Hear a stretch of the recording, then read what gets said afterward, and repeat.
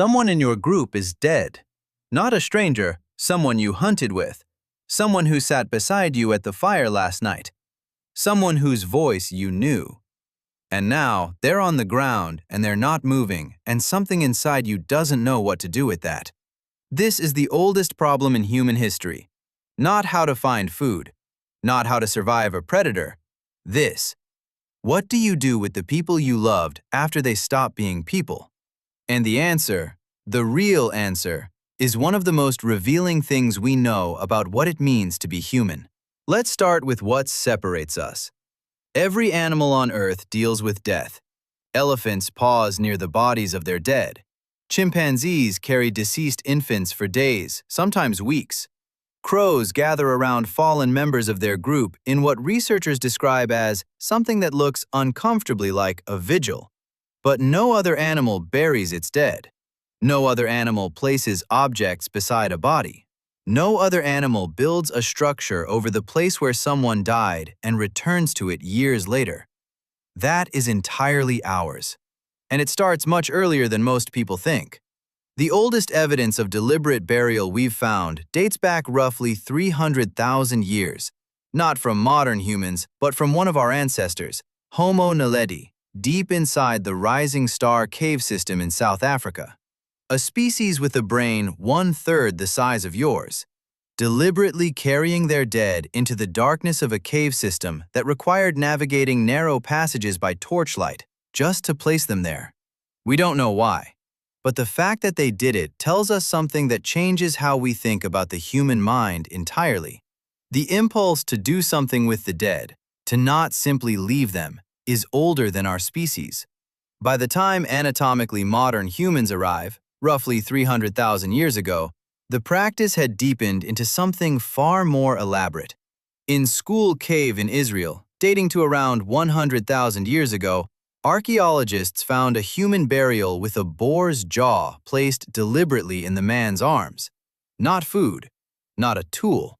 A specific object placed with intention in the arms of a specific person. Someone made a decision about what he should hold when he left.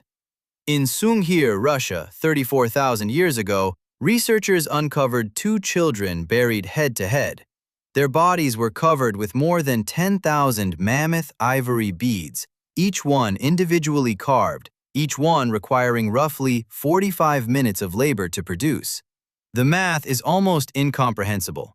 Someone spent the equivalent of an entire year doing nothing but carving beads for 2 children who would never wear them. That is not survival behavior. That is grief. That is love expressed in the only language available. But here's what most people miss when they think about ancient death rituals. The burial wasn't the main event. What happened before the burial was.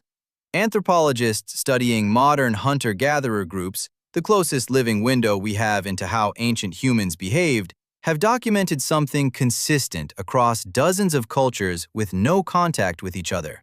When someone dies, the community stops. Not for an hour, not for an afternoon. Everything stops. The Hadza of Tanzania suspend all normal activity for days.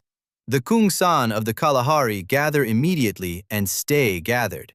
The Andaman Islanders in the Bay of Bengal traditionally wail, formally, communally, for extended periods, with specific people assigned specific roles in the grief process.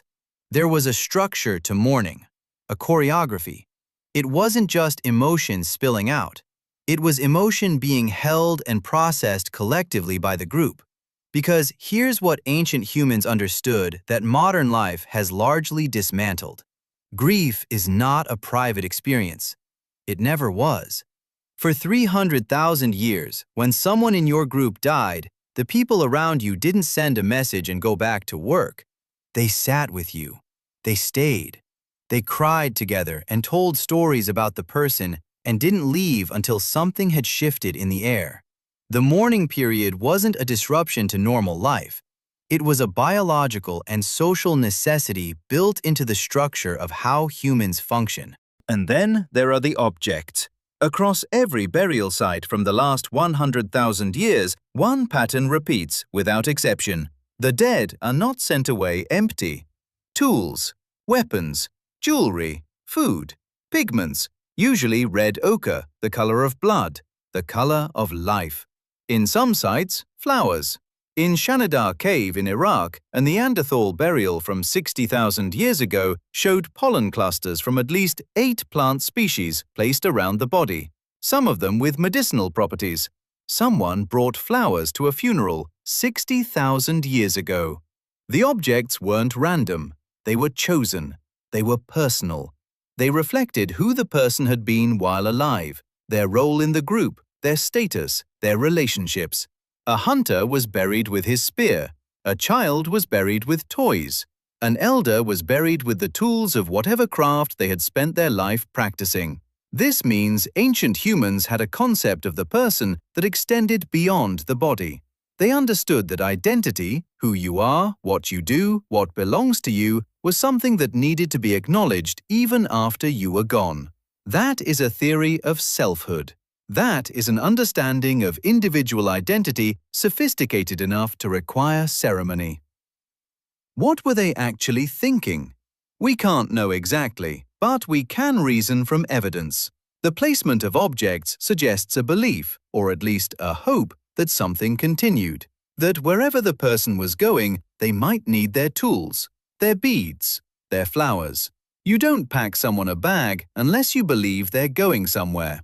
Red ochre appears in burials across Africa, Europe, and Asia with no cultural contact between the groups using it. The color of blood. The color that meant alive. Painted onto the dead, it may have been an attempt to give back what death had taken, to restore, symbolically, the life that had left. And the returning. This is the detail that stops researchers cold. At multiple prehistoric sites, archaeologists find evidence that living humans came back, to the grave, after the burial, sometimes years later, sometimes generations later. They brought more objects, they added more ochre, they performed additional rites over the same spot. They didn't forget. They maintained a relationship with the dead that persisted across time. Here's what all of this actually means. When someone in your ancient group died, what followed wasn't chaos. It was one of the most structured and socially organized events in your entire year. The community gathered. Roles were assigned. Objects were prepared. Stories were told about who this person had been, what they had done, why they mattered. The body was prepared, positioned, often decorated, placed somewhere specific, and the group stayed together through the worst of it, held by the rituals that had been passed down through generations precisely for this moment. The ritual wasn't about the dead, it was about the living. It was the mechanism by which a group of people absorbed an irreplaceable loss and kept functioning, kept hunting, kept raising children, kept moving forward. Grief without structure tears communities apart. Grief with structure gives people somewhere to put the unbearable weight of it. Every ancient culture on Earth arrived at this independently. The specific rituals were different, the objects were different, the words and the ceremonies and the timeframes were different, but the core was always the same. You don't face this alone. You never faced this alone. The Neanderthal in Skhul Cave died with flowers. The 2 children in Skhul were buried with an entire year of someone's labor. The man in Skhul Cave held a boar's jaw placed in his arms by someone who stood over his body and made a decision about what he should carry with him. We don't know their names. We don't know what language they spoke or what they believed happened after death, but we know they were loved. We know people stopped everything to mark their passing. We know someone made something beautiful and put it in the ground with them because they couldn't stand the idea of them leaving with nothing. That impulse, that refusal to let someone disappear without acknowledgement, is not a product of civilization. It is not something we invented when we built cities or wrote books or organized religions. It is the oldest human thing there is. And every funeral you've ever attended, every grave you've ever stood beside, Every time you've sat with someone in the worst hours of their life and not known what to say, but stayed anyway, you were doing exactly what your ancestors did 300,000 years ago in the dark of a cave. Some things don't change. The most important ones never do.